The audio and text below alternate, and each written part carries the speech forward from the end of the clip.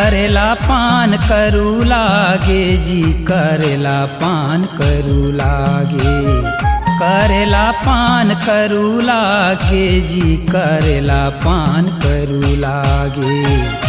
अंगना माँ खेलाय गुरु घासी सत्य के नाम हरू लागे। अंगना माँ खेलाय गुरु घासी सत्य के नाम हरू लागे।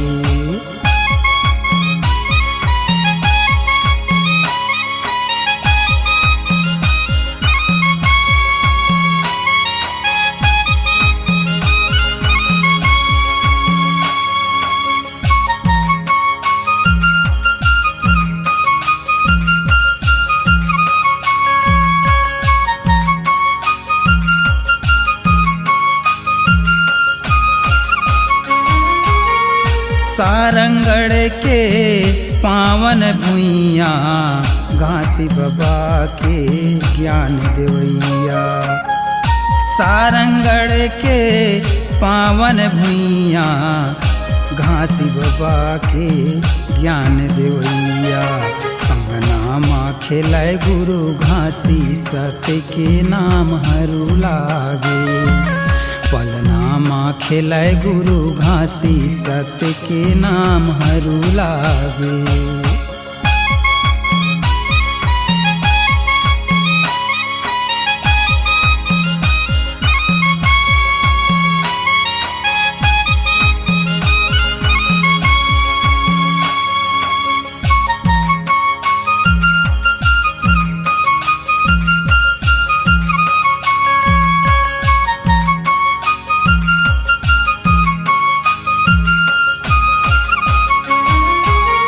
सात समुंदर 16 धारे घासी बाबा के महिमा पारे।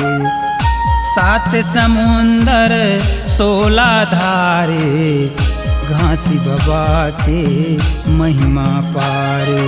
पलना माँ खेलाय गुरु घासी सत्य के नाम हरू लागे। अंगना माँ खेलाय गुरु घासी सत्य के नाम हरू लागे। करेला पान करू लागे जी करेला पान करू लागे। करेला पान करू लागे जी करेला पान करू लागे।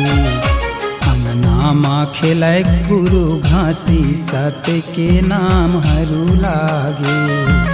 अंगना माँ खेलाय गुरु घासी सत्य के नाम हरू लागे। अंगना माँ खेलाय गुरु घासी सत्य के नाम हरू लागे। पलना माँ खेलाय गुरु घासी सत्य के नाम हरू लागे।